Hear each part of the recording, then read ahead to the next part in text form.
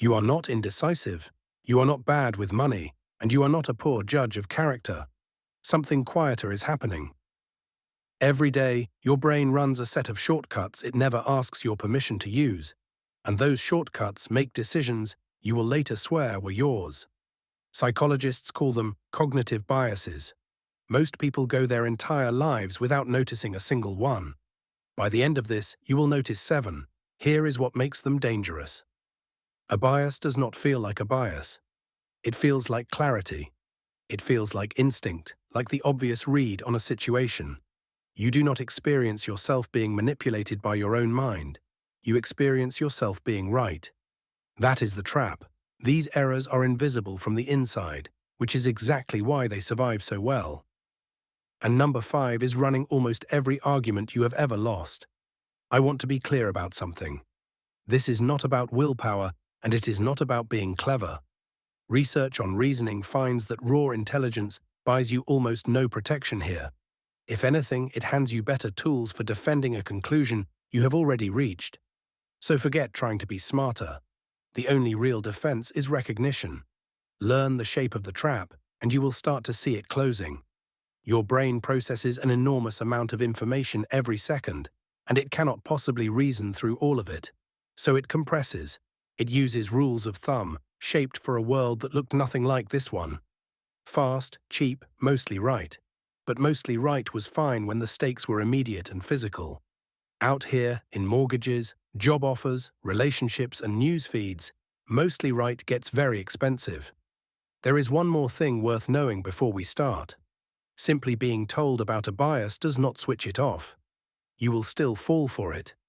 What you gain is something smaller and far more useful. A pause.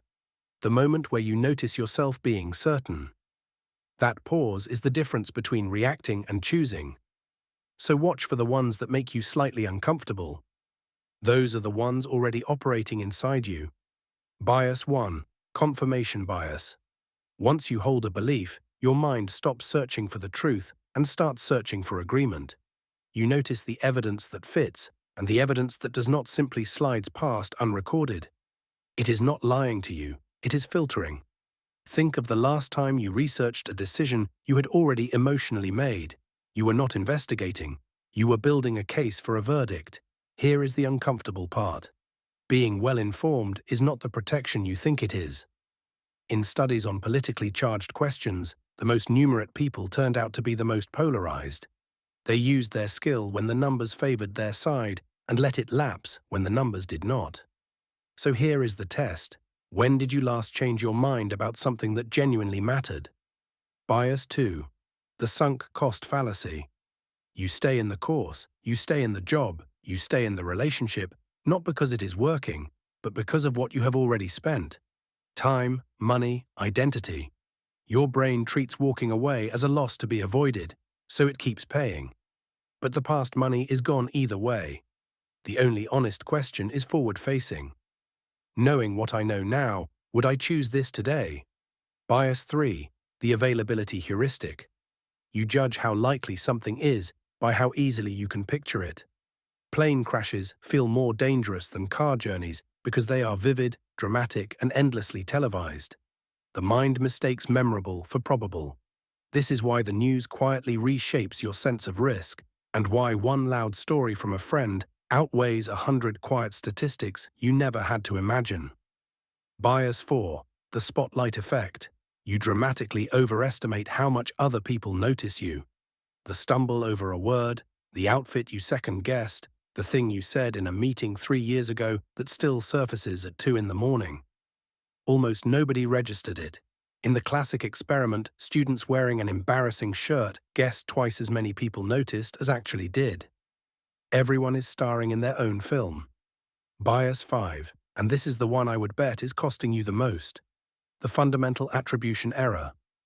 When someone else behaves badly, you explain it with their character. They are selfish, careless, rude. When you behave the same way, you explain it with your circumstances. You were tired. You were under pressure. Same behavior, 2 completely different explanations, and you apply them automatically, without ever noticing the double standard. Sit with the size of that. Every conflict you are carrying, Every person you have written off was filtered through a system that grants you context and grants them a personality flaw. You are not comparing behavior to behavior. You are comparing your reasons to their character. Reverse it once, ask what pressure they might have been under, and a surprising number of your grudges quietly stop making sense. Bias 6. Negativity bias. Bad lands harder than good and stays much longer. One piece of criticism can erase a day of praise, because for most of human history, missing a threat was fatal, while missing a compliment was merely disappointing. Your brain is not built for happiness. It is built for survival, which means it weights the bad in your life considerably more heavily than the bad actually deserves. There is a practical consequence here.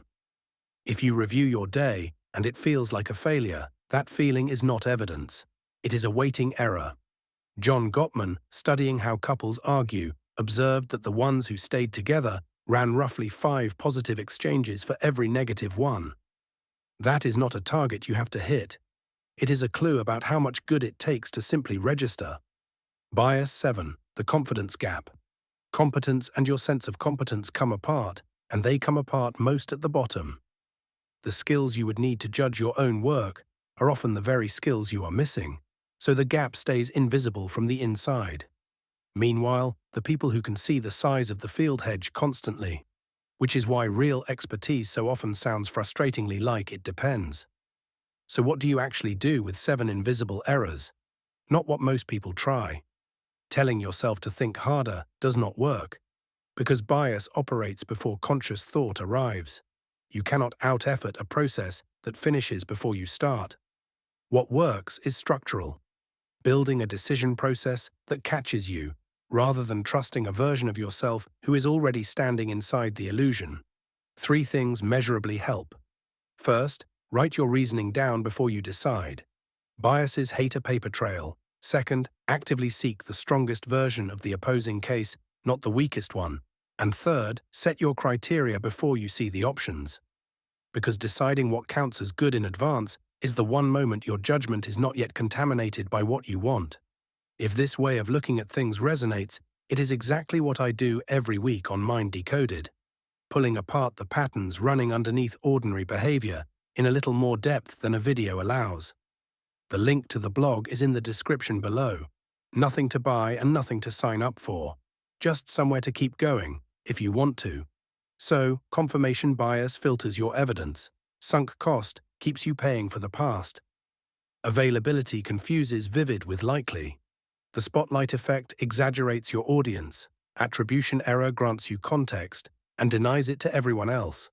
Negativity bias darkens the ledger, and the confidence gap makes certainty sound like competence. 7 shortcuts running constantly. You will not switch them off, but you will never fully unsee them again. One last thought. The goal was never to become unbiased. That is not available to anyone. The goal is the half-second of hesitation before you are certain. That pause is where your actual judgment lives. Subscribe to Mind Decoded, where every week we decode human psychology, behavior, and the patterns most people never notice. And if one of these 7 caught you, tell me which one in the comments.